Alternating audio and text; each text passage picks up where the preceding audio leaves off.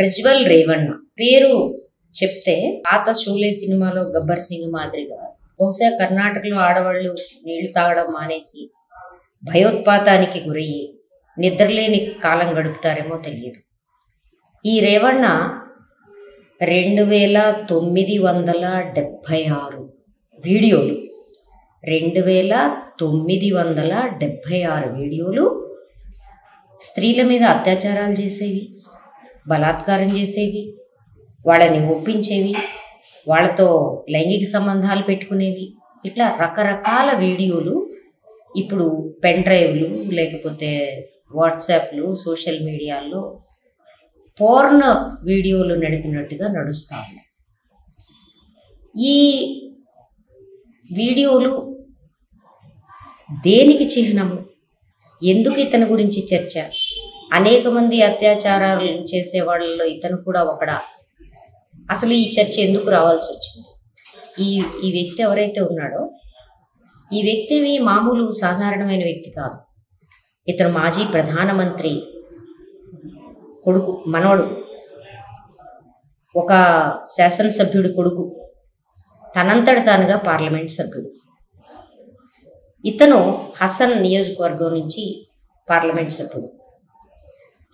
ఇతను 33 ఏళ్ల వయసే, కానీ 33 ఏళ్ల వయసులో ఎన్ని వేల అత్యాచారాలు చేశాడో కూడా అంతం లేదు. ఇవన్నీ ఆయనే వీడియో తీసుకొని అతను పెట్టుకున్న పెన్ డ్రైవ్, అతని ల్యాప్టాప్ మళ్ళీ చూసి మొరవటానికి కావచ్చు. గతంలో తివారీ గవర్నర్గా ఉండి ఆంధ్రప్రదేశ్ హైదరాబాద్లో చేసినట్టుగా బహుశా ఆ జ్ఞాపకాలను అట్టి పెట్టుకోవడం కోసం అతనే వీడియోలు చేసుకొని అట్టిపెట్టుకున్న వీడియోలు లీక్ అయ్యాయి. ఇది ఎందుకు ఇంత చర్చ నడుస్తుంది? ఎందుకంటే అతను ఇప్పటికీ హసన్ నియోజకవర్గానికి పార్లమెంటు సభ్యుడిగా పోటీ చేస్తున్నాడు. ఈ వీడియోలు గత ఏడాది మేలోనే బయటపడ్డాయి. ఈ గత ఏడాది మేలో బయటపడిన వాళ్ళ మీద అతను ఇవన్నీ ఫేక్ మార్ఫ్డ్ వీడియోలు కాబట్టి ఇవి ప్రచారం చేయడానికి వీల్లేదని ఒక గ్యాగ్ ఆర్డర్ అతను కోర్టు నుంచి తెచ్చుకున్నాడు. దీని మీద మీడియా మాట్లాడడం లేదు, ఏమంటే కోర్టు ఆర్డర్ ఉందని. అసలు విషయం అది కాదు.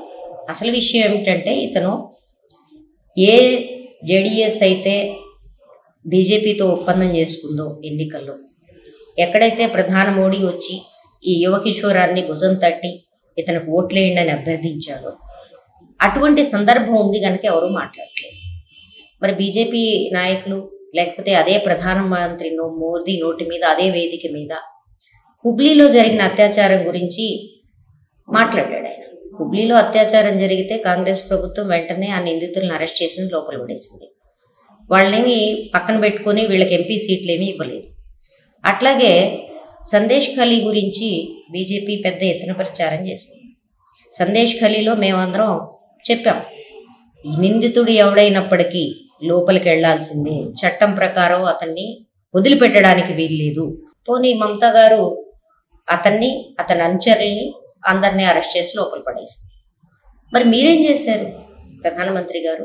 ఆడవాళ్ల రక్షణ గురించి, ఆడవాళ్ల ఇజ్జత్ గురించి ఇంత మాట్లాడే మీరేం చేశారు? ఈ వీడియోలు బయటకు వచ్చినాయి అనే విషయం మీ బీజేపీ సభ్యుడే ఒక ఆయన మీ రాష్ట్ర అధ్యక్షుడికి లెటర్ రాశాడు. ఇతన్ని తీసుకోవడం వల్ల ఇతని వీడియోలు బయటకు వస్తే మనందరం అపవాదులు పాలవుతాం, అసలు వీళ్ళతో ఒప్పందం పెట్టుకోవద్దు, దానికి రాజకీయంగా మనకు ఆత్మహత్య ఉంటుంది. కానీ మనకి సీట్లు ముఖ్యం తప్ప నేరస్తుల చరిత్ర ముఖ్యం కాదు కదా. అందుకనే రెజ్లర్స్ మీద అత్యాచారాలు, లైంగిక వేధింపులు చేసిన చరణ్ సింగ్ని అడ్డుపెట్టుకున్నాం. పార్లమెంట్ సభ్యుడు 6 సార్లు బీజేపీకి అయినా. అట్లాగే ఇతన్ని కూడా పార్లమెంట్లోకి మళ్ళీ గెలిపించాం. ఎందుకని ఇన్ని వేల అత్యాచారాలు జరిగితే ఈ మహిళలు ఎవరు ఎందుకని కంప్లైంట్ ఇవ్వలేదు? ఒకటి, ఎవరి మీద అయితే అత్యాచారాలు చేశారో వాళ్ళల్లో ఆ పార్టీలో పనిచేస్తున్న కార్యకర్తలు ఉన్నారు, లేదు అతనికి పరిచయమైన కుటుంబాల వాళ్ళు ఉన్నారు, చివరికి తన ఇంట్లో పనిచేసే వాళ్ళు ఉన్నారు. అంటే వాళ్ళు వీళ్ళు అని లేదు, ఆయన సహాయం కోసం ఎంపీ కదా అని సహాయం కోసం వచ్చిన తల్లి బిడ్డలు ఉన్నారు.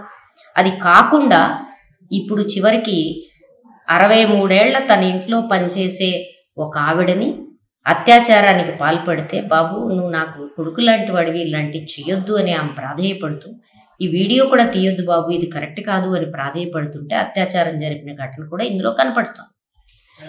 ఈ వీడియోలు బయటకు రాగానే ఈ వీడియోలు కూడా చాలా డ్రామాటిక్గా బయటకు వచ్చాయి.